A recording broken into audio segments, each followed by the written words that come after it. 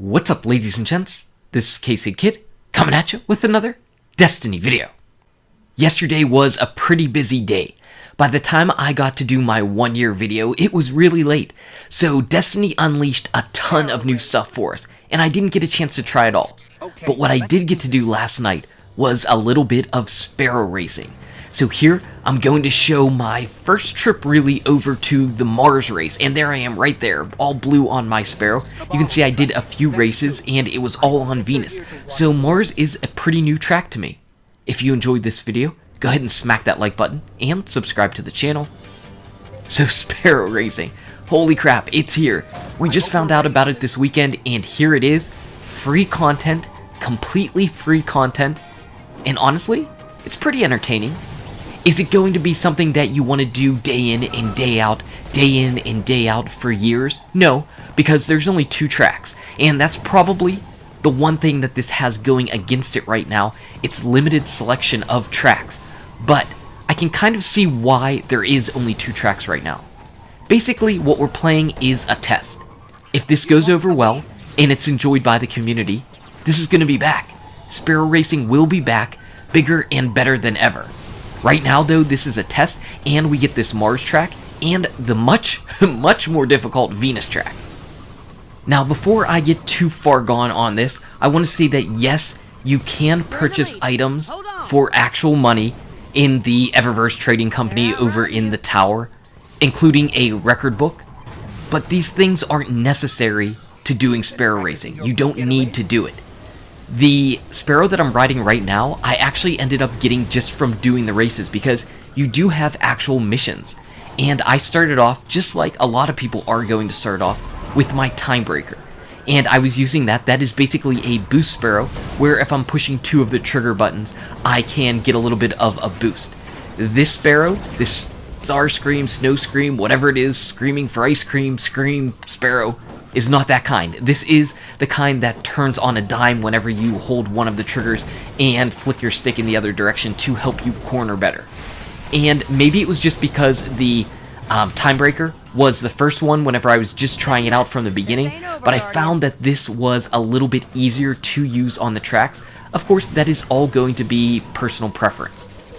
One thing that you'll notice is these gates that you go through, they boost you up and give you a little bit of fuel to help refill your bump maneuvers over to the sides. And I use that maneuver a lot, and I often find that I am completely out of fuel and unable to do that bump whenever I want to move just a little bit over to the left or just a little bit over to the right to get into a particular gate, because that boost you get is really important. It's really important for being able to stay in the lead.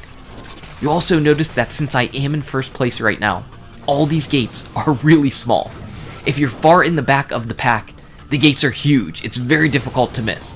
But in the lead, they make them really tiny. So it's kind of like that big old bullet bill power in Mario Kart, where if you're in the back, they want to try to get you up to the front as best they can. So if you're in the lead, you really need to have some more precise driving. Right now, I'm not having exactly the most precise driving. So I'm sure there are people that are just coming in behind me catching up. Each race is 3 laps long. You can see where you're at and what lap you're on the right hand side of your screen. You can see that we are closing in at the end of lap 2, and I'm up in the lead by just a little bit, and there are enemies all over the place shooting at you. That hit into the wall isn't going to help anybody. Also, there are bounties that you pick up from Amanda Holiday. Again, she is to the right of the tower where you can buy ships, where you get the chaperone quest. She is pretty much your go-to gal for Sparrow racing. And oh geez, look, there is a guy right there. Obviously he was hitting the gates that I was completely missing, and now I am in second place. But luckily, some of the bounties that we ended up picking up yesterday were ones like finish in the top 3. Again, you didn't have to get first place. I did get first place a couple times last night though, and there was also a bounty about not wrecking your Sparrow at all. And that sounds pretty easy to do, but that was probably the more difficult one. I didn't really have a problem getting it done, but I just had to be a little bit more careful whenever I needed to not wreck, not explode the Sparrow. Because if you go off the map, you're going to explode. If you happen to flip upside down and you don't get all the way righted, you're going to explode. If you get shot a lot and run into walls a lot, you're going to explode. So, you know, that one's just a little bit trickier. But basically, we're going through missions. We've got missions in-game. where you have to, go through the gates. I think I had to get through gates up to 100%. I also had to run through 60 boost gates in one entire race, so those ones weren't too difficult. The one I'm on right now, one is going to have me hit 15 consecutive gates, and I think for that, I'm just going to crawl through the mission, just make sure I end up getting that nice and easy. Not worry about winning, but more worried about just hitting the boost gates, just to finish off that part of the bounty. There's also another bounty that involves us going off and shooting, taking enemies in the game world. I haven't done that just yet, so don't know what type of rewards we'll see from that. But you are going to see a legendary gear drop from the races.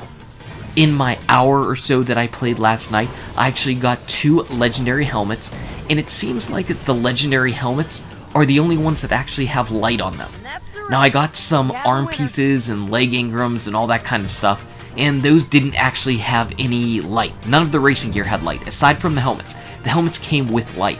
I think my best light helmet is maybe, I don't know, between 280 and 290, something like that. So it's not crazy, but you're not going to need your light level anyway for racing, so it's really not necessary. The interesting thing is that if you do want to take your racing helmet out of the race and use it in battle, you certainly can. It has perks good for PvP and PvE, including the Angel of Mercy, which is on the Trials of Osiris gear, so yeah, pretty neat. They also do have perks that are applicable to Sparrow racing, so they're going to be useful all around. I think I'm going to have to make myself some space in my vault, make sure I have some racing gear to go along with my PvE gear, to go along with my exotics, to go along with my PvP gear / Trials gear / Iron Banner gear / where is my vault space? So there you can see everybody's time for the race, and this is pretty typical of what you're going to see. The winners are going to be around the 5-minute mark. Some of the best times I've seen are 4 minutes, 45 seconds or so. I happened to hit that one time, didn't get first place, but that's about the fastest I've seen so far. But again, it's only one day in. So that's Sparrow Racing. If you enjoyed this video, smack that like button and subscribe to the channel. Check out these awesome videos. Good luck with your raids, your drops, your Sparrow Racing League, and I'll see you around in Destiny. Don't run me off the road.